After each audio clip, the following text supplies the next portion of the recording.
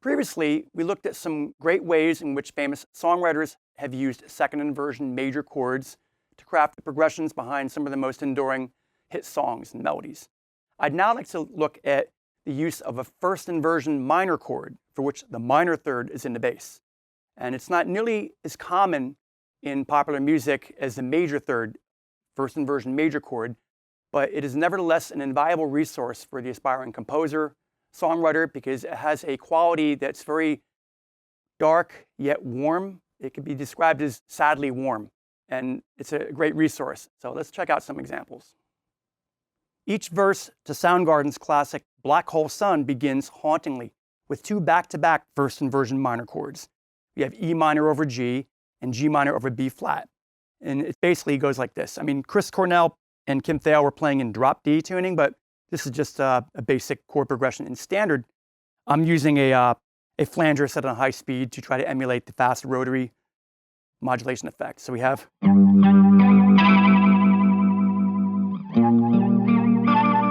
very dark, right? And then it goes.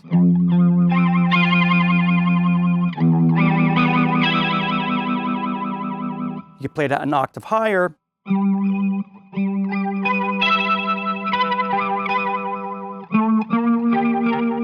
Get a little walk up in the bass, and then you could go.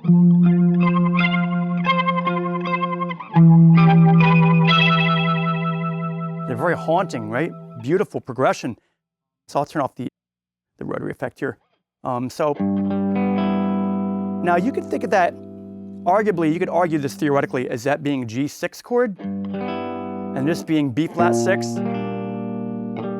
But the fact that there's no fifth in either chord makes it kind of an either or proposition. I mean, a G6 chord would be, you have the root, the fifth, the octave, the third, and B flat 6, same thing. You'd have, there's the fifth and the 6 and the third. Those are unmistakably major 6 chords, which sound bright and happy. But when you just hear,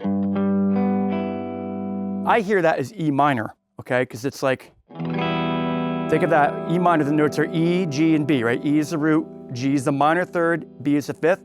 So we have the root on top, the fifth, and there's your minor third.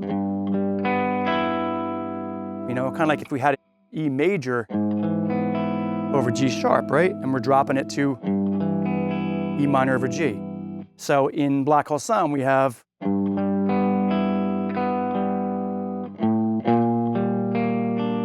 that's really neat. And that's like G minor over B flat. Here's G minor. The notes are G, B flat, D.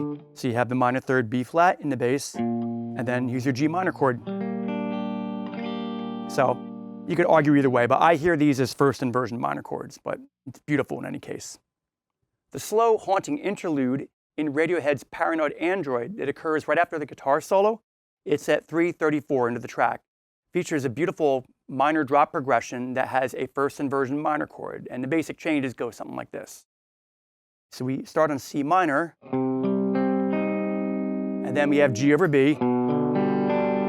That's our first inversion major chord, G major chord. And then it kind of sags down to G minor over B flat.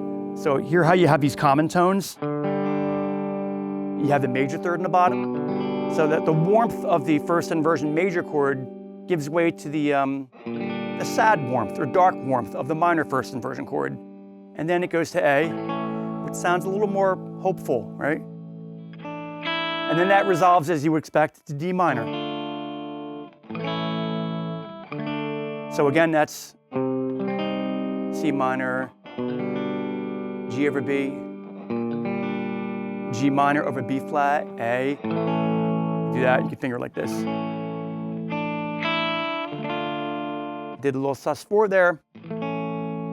Get that melodic connecting tones there. And then it goes on to something else, but that's the move right there. See?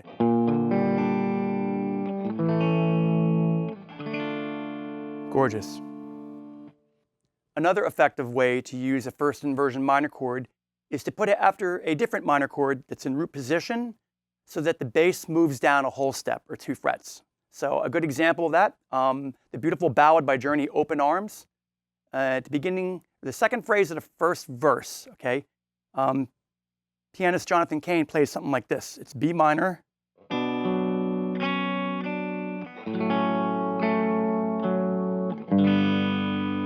So that was B minor, and F sharp minor over A. You might say, oh, that's A6, but nah, I don't really hear it as A6. There's your little melody. Now, interestingly, elsewhere in the song, and I think he's playing it up an octave on the piano, like in the intro, he plays a straight A, which sounds nice too. That's great, right? B minor to A to G. It's a proven chord progression that works. Sounds great, but B minor to, that has that warm, dark sadness to it, right? Nice. Another great example, and I'm citing like beautiful love songs here because I have a soft spot in my heart for these, is Forever by the Beach Boys. There's a chord change, I think it's the 3rd and 4th chords. We start out like this, E flat, and B flat over D, and then C minor 7, and then here's the move. There's G minor over B flat again, but it's a different voicing. This is like a muted string voicing, almost like a jazz chord where you're intentionally muting the A string with the back of the middle finger. So the essential move I'm talking about here is that minor 7 works as well.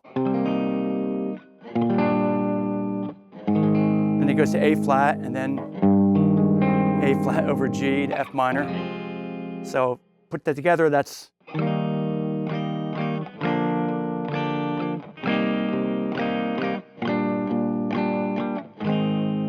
could also play that A flat chord like this. I think it sounds a little brighter.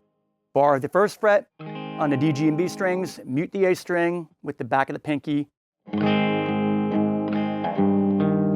That actually sounds better for that A flat over G. Sets up for the F minor chord.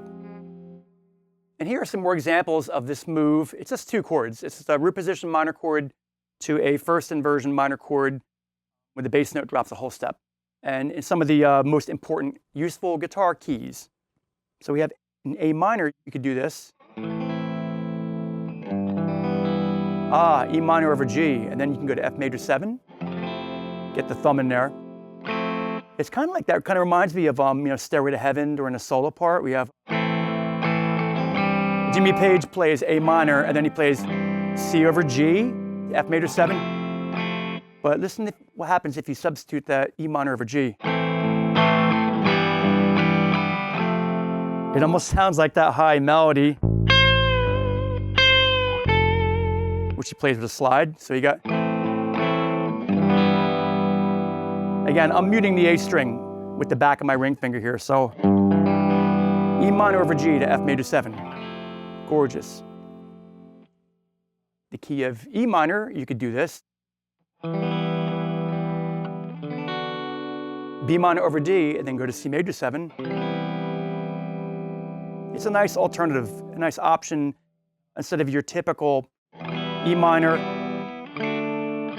D to C major 7 or C. So E minor has a certain somber quality to it that just sounds a little different than playing a straight D, right? And then moving to C major 7. Another example, key of D minor is good. We have D minor, and now we would do A minor over C. And we can go to B flat. That kind of brings to mind Southern Man by Neil Young in the chorus. Neil actually plays F major 7 over C, which is kind of a combination of A minor over C with an F. Southern Man better.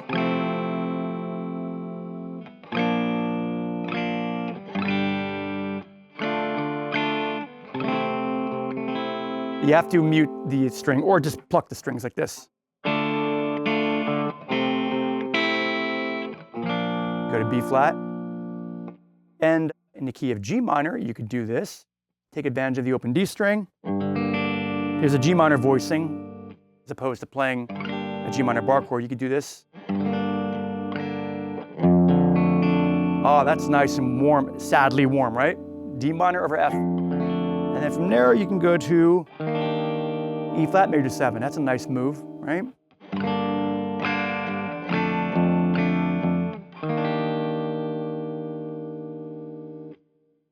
The chorus to Let It Be by the Beatles features some angelic high background vocal oohs, very high, and it kind of creates this sound. It's like A minor,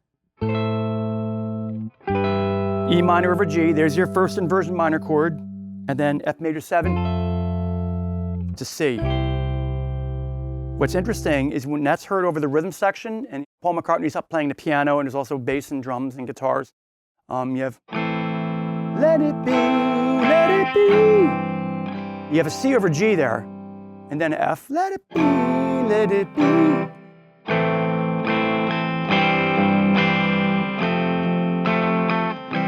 Notice the common tone. C. But with this, the vocals superimposed on top,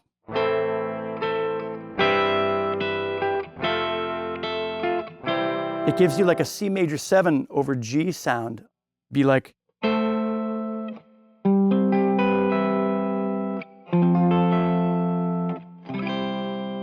or you could, it's a little bit of a finger twister there.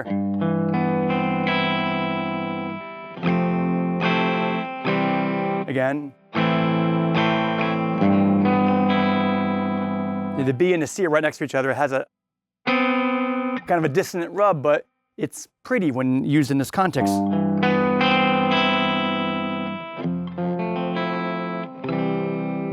Of course, it always sounds better when different instruments are playing individual parts. You have the vocals doing that, separated by an octave as well. It lends some clarity.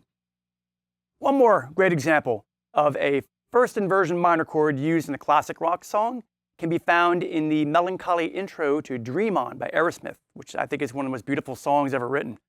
And it's about 13 seconds into the track where bassist Tom Hamilton enters behind Stephen Towers' keyboard electric piano chords. So the basic progression, we have F minor, C minor over E flat, and then, D minor 7 flat 5, and then D flat major 7 flat 5. I mean, the basic part is but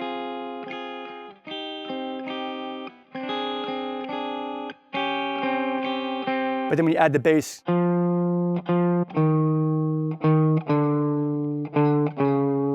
have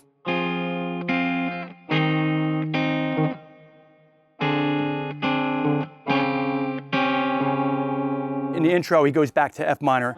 But that happens later in the song again at 2:11, 2 minutes, 11 seconds, and again at 2:50, behind a lyric, sing with me just for today. Right there. So that's C minor over E flat. So it's an example of, here's your 1 chord minor, and then your 5 minor chord, C minor, first inversion with the 3rd in the bass. And then D minor 7 flat 5. Wow, that's pretty exotic. D flat major 7 flat 5, and then it goes to C.